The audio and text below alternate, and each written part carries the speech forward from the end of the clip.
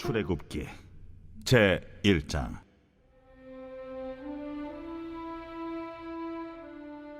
야곱과 함께 각각 자기 가족을 데리고 애굽에 이른 이스라엘 아들들의 이름은 이러하니 루벤과 시므온과 레위와 유다와 이사갈과 스불론과 베냐민과 단과 납달리와 갓과 아셀이요. 야곱의 허리에서 나온 사람이 모두 70이요 요셉은 애굽에 있었더라. 요셉과 그의 모든 형제와 그 시대의 사람은 다 죽었고 이스라엘 자손은 생육하고 불어나 번성하고 매우 강하여 온 땅에 가득하게 되었더라.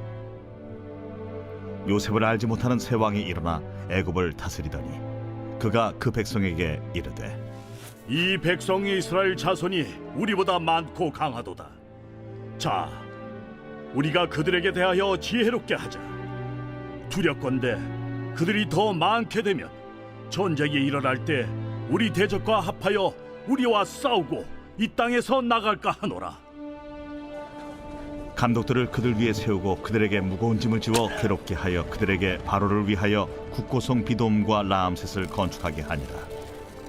그러나 학대를 받을수록 더욱 번성하여 퍼져나가니 애굽 사람이 이스라엘 자손으로 말미암아 근심하여 이스라엘 자손에게 일을 엄하게 시켜 어려운 노동으로 그들의 생활을 괴롭게 하니 곧 흙 이기기와 벽돌 굽기와 농사의 여러 가지 일이라. 그 시키는 일이 모두 엄하였더라.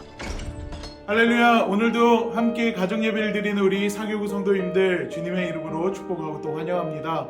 오늘 함께 예배를 드릴 때 하나님의 크신 은혜가 우리 믿음의 성도님들과 가정마다 함께 하기를 간절히 축복합니다. 창세기의 마지막을 보면 야곱의 가족들이 요셉이 있는 애굽으로 가서 그곳에 정착을 하면서 끝을 맺습니다.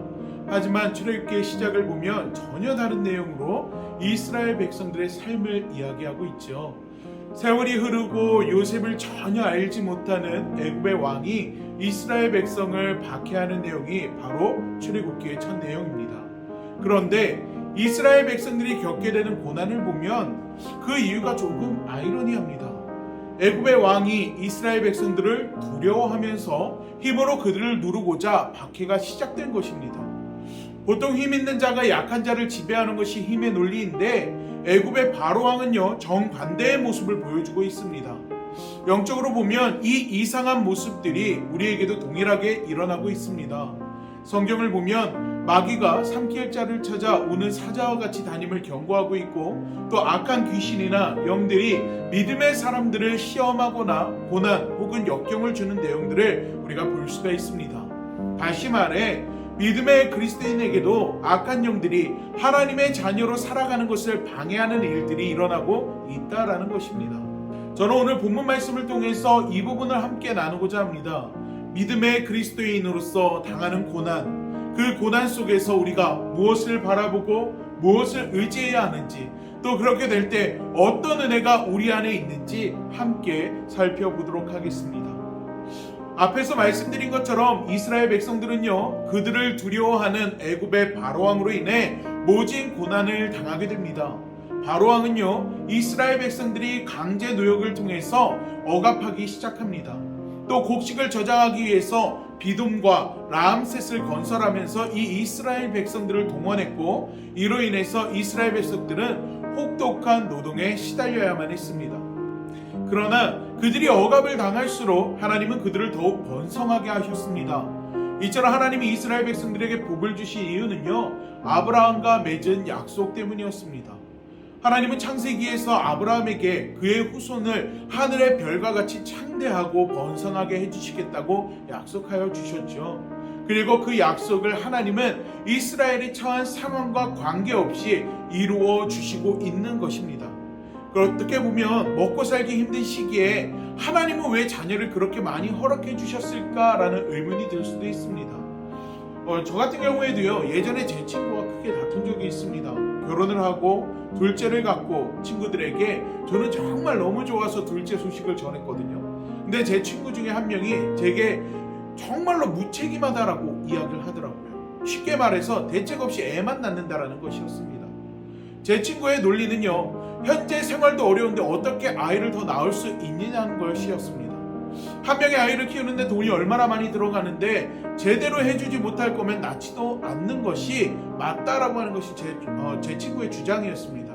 왜냐하면 그때 당시에 저는 개척교회 목사였고요. 개척교회를 운영하기 위해서 저는 택배, 그리고 막노동, 그리고 보험회사, 정말로 다양한 일들을 하고 있는 상황 가운데 있었거든요. 제 친구가 볼 때는 제가 무책임하다고 이야기하는 것이 제가 정말로 나쁘다라는 뜻에서 한 이유가 아니라 오히려 저를 위하고 생각해서 해주는 이야기였지만 제 입장에서는 그 친구에게 굉장한 서운함을 느꼈고, 그래서 저는 제 친구에게 이렇게 이야기를 했습니다. 애는 돈으로 키우는 게 아니고 또 어떻게 자녀를 낳는데 그렇게 계산적으로 할 수 있느냐고 저는 반박을 했었어요. 물론 이 친구가 저를 위해 해준 말이었습니다. 그런데 이 말이요, 이 친구가 가지고 있는 세상적인 가치관으로 보면 틀린 말이 아니었고, 또 한편으로는 제가 무책임하게 보일 수도 있는 것이 사실이었습니다. 그런데 이 친구가 나중에 자신이 아이를 낳고 난 다음에 저에게 이야기를 하더라고요. 미안하다고요. 이제야 돈으로 계산적으로 자녀를 키우는 것이 아니라는 것이 무슨 뜻인지를 알겠다라고 이야기를 하더라고요.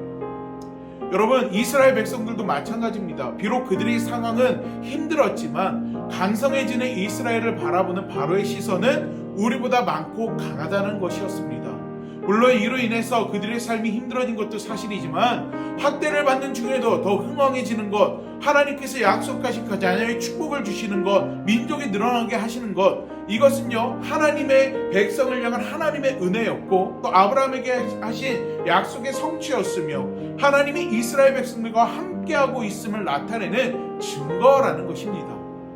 바로 왕은요 힘으로 그들을 누리려 했지만 오히려 하나님의 약속 안에 있는 이스라엘 백성들은 그들을 지키시고 보호하시는 하나님의 능력을 눈으로 보게 되었습니다.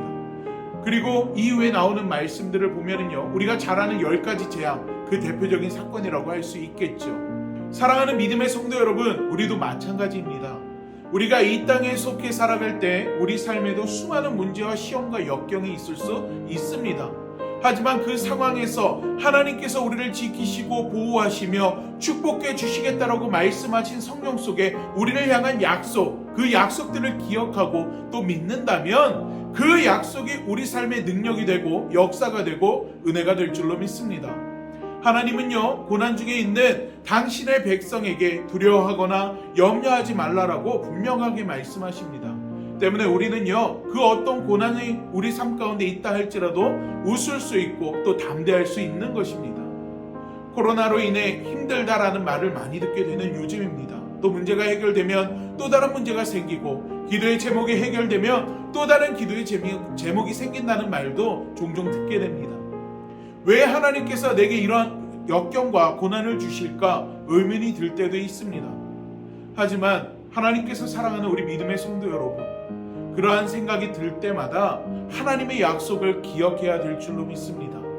오늘 본문 속 이스라엘 백성들은요 430년을 고난 속에 있었습니다. 왜 우리 조상 아브라함과 이삭과 야곱에게 복 주신 하나님께서 우리는 이렇게 고난 가운데 두시고 침묵하실까? 아마도 이스라엘 백성들이 가졌던 생각과 의문일 수 있습니다.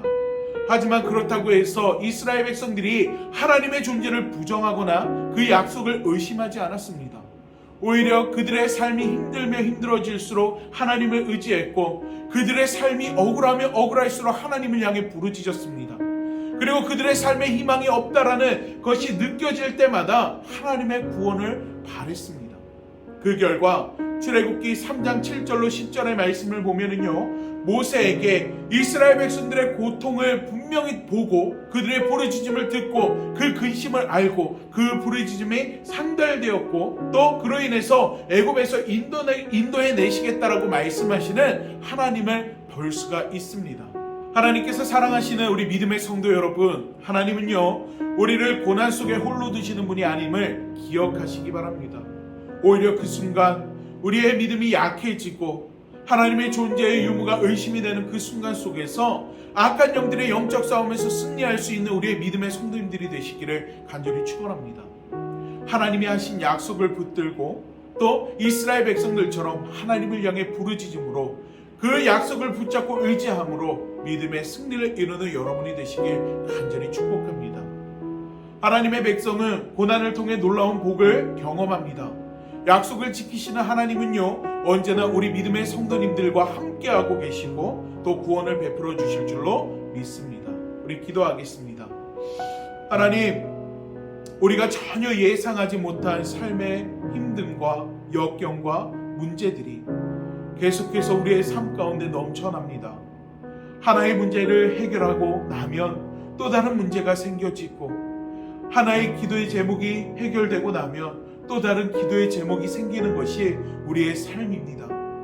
하지만 하나님, 그 순간순간마다 하나님은 왜 나를 이렇게 홀로 두시고 나를 이렇게 버려두시고 내게 고난을 허락하시는가 불평하고 원망하는 것이 아니라, 오늘 본문 속에 이스라엘 백성들이 하나님을 바라보며 나아가고 하나님의 약속을 의지했을 때 하나님께서 그들의 삶 가운데 하나님이 약속하신 그 일들을 이루어 가져 주셨던 것처럼, 그리고 그들의 고통을 알고 듣고 보고 또 그로 인해서 그 부르짖음으로 인해서 그들을 인도하신다라는 하나님의 그 말씀처럼, 하나님, 우리 삶 가운데도 우리의 믿음의 성도들이 주님을 향해 부르짖을 때마다 동일한 은혜가 있게 하여 주시고, 우리 안에 연약한 믿음을 주님의 손으로 붙들어 주시사 하나님, 가장 힘들고 고난 가운데 놓여진 그 순간 속에서 하나님을 향해 하나님 믿음의 걸음을 내디딜 수 있는 우리 성도님들이 될 수 있도록 주여 축복하여 주시옵소서.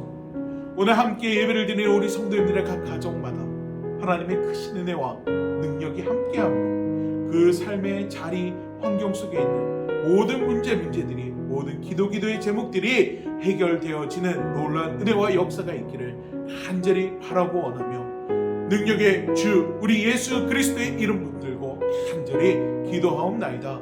아멘.